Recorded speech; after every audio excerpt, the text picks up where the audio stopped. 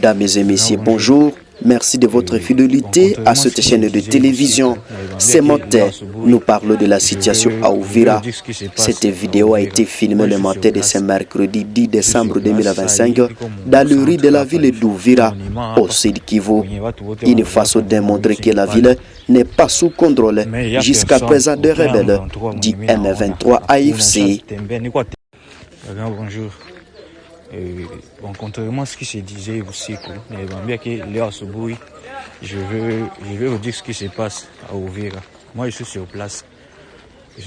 Ça y est, comme mon centre, mon imam, quand il va tout voter, on a fait un meeting, parler. Mais il n'y a personne, aucun M23, on a Akuna, mais Akuna, il n'y a aucun élément d'M23 signalé, ça y est. Ouvir. Na FARDC à Touroni, na M23 à Touroni. C'est ce qui est là. Mais oui, Jean-Luc. Il est bagarre. Donc, quoi tout élément M23, mi à ouvrir en Dieu Navambi. Après, na n'y bago mandio mtuambie. Si, c'est ouvrir en Dieu Bakubambi, il y a quelque chose ici. Mais après, na n'y bago mandio mtuambie. Nous, on est sur place.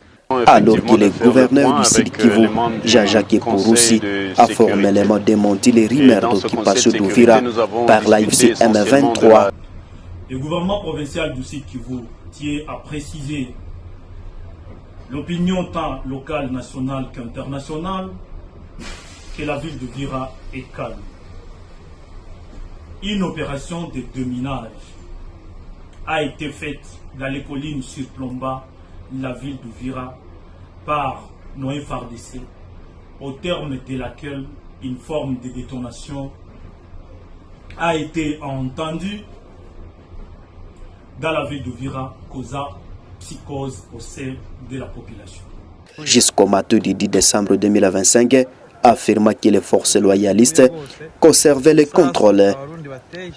Malgré les démentis, les campagnes tassent où il est dans les localités voisines comme Sangue et Runingo à une vingtaine de kilomètres et la ville est considérée comme menacée par l'avancée rapide des rebelles de l'AFC M23.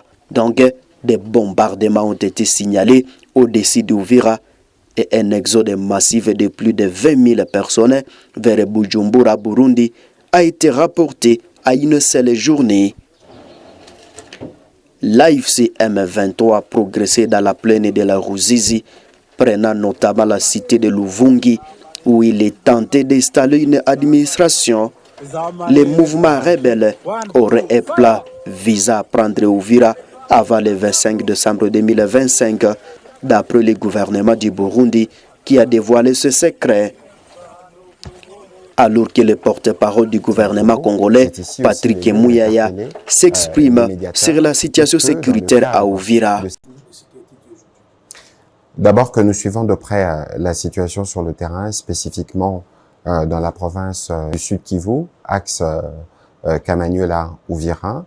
Vous savez qu'il y a quelques jours, l'armée a communiqué pour dire qu'il y a des bombes qui sont parties de Bugarama au Rwanda, qui sont tombées sur des cibles, notamment civiles.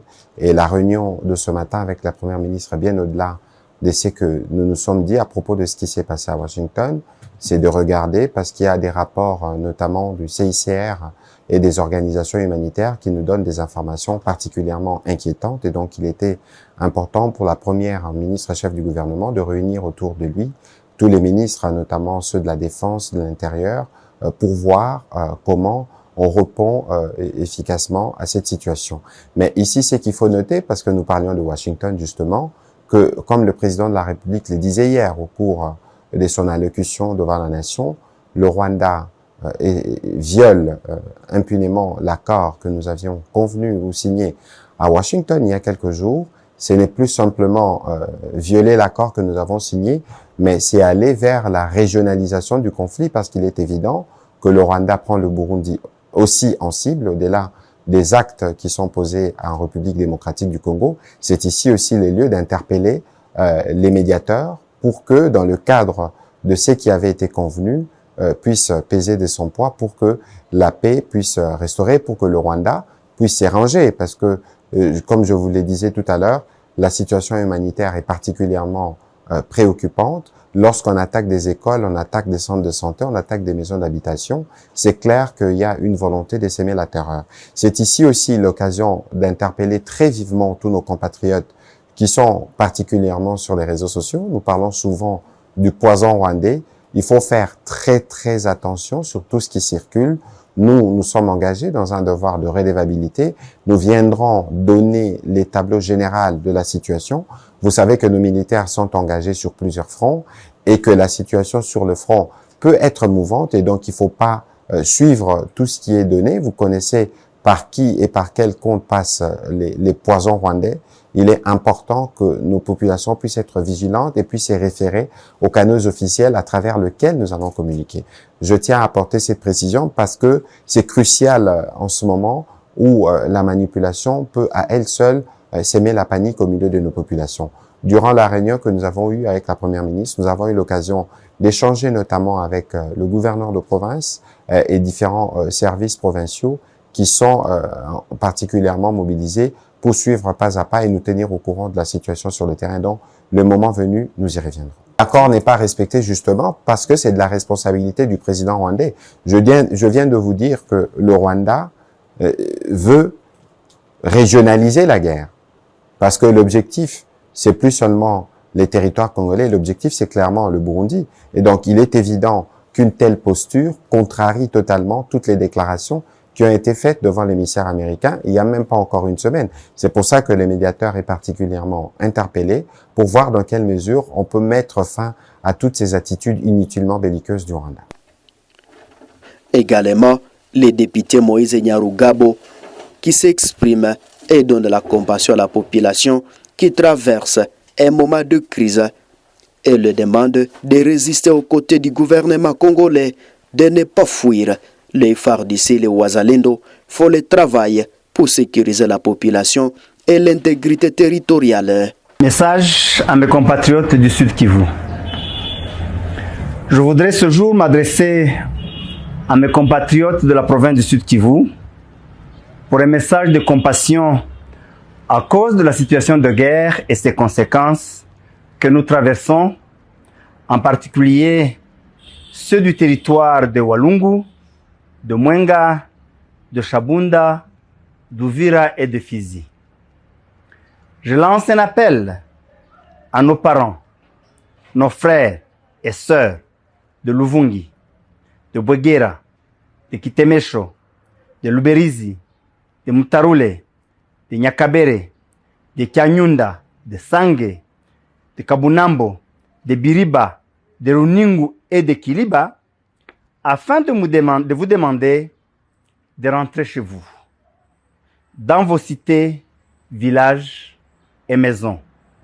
S'il vous plaît, ne continuez pas à fuir, à courir, ce qui vous expose à plus de dangers, à beaucoup plus de risques. Aux frères et sœurs d'Uvira, à partir de Kawizi, de Kala, de Mayamoto, de Kavimvira, Kasenga, Mulongwe, Kimanga, Songo, Kilibula, Kalundu et d'autres quartiers, toute la ville d'Uvira et ses 3 communes jusqu'à Makobola, de ne pas fuir. Restez dans vos maisons pour 2 raisons. La première, allez ça et là, de la ville d'Uvira, en passant par Makobola, ou par le lac jusqu'à Baraka et même jusqu'à Kalemi, vous expose à beaucoup plus de dangers, à beaucoup de dangers de tout genre. Mais la deuxième raison, c'est que ces jeunes que vous voyez, ces militaires que vous voyez arriver, ne sont pas vos ennemis. Ils n'ont aucun problème avec vous. Au contraire, ils vont vous sécuriser. Et vous allez voir la différence. Je vous le garantis. Ne continuez pas à croire aux mensonges de tous les vendeurs des illusions qui vous ont menti depuis des années et qui, jusqu'à ce matin, vous disaient que même Luvungi n'est pas encore libéré. Vous venez de vous en rendre compte. que tout ce qu'il vous disait était faux. Il vous exploitait. Chers internautes, jusqu'à présent, 9h18 à Uvira, de ce mercredi 10 décembre 2025, la situation est calme, fait de crépitement de balles, attendit au sémenté, la circulation reprend timidement, toujours pas de traces ni de l'armée congolaise ou des éléments du M23 R2F. Nous sommes pratiquement à la fin de ces actualités matinales. Merci de votre fidélité. N'oubliez pas de vous abonner sur cette chaîne de télévision pour ne rien rater de la prochaine publication. Au revoir.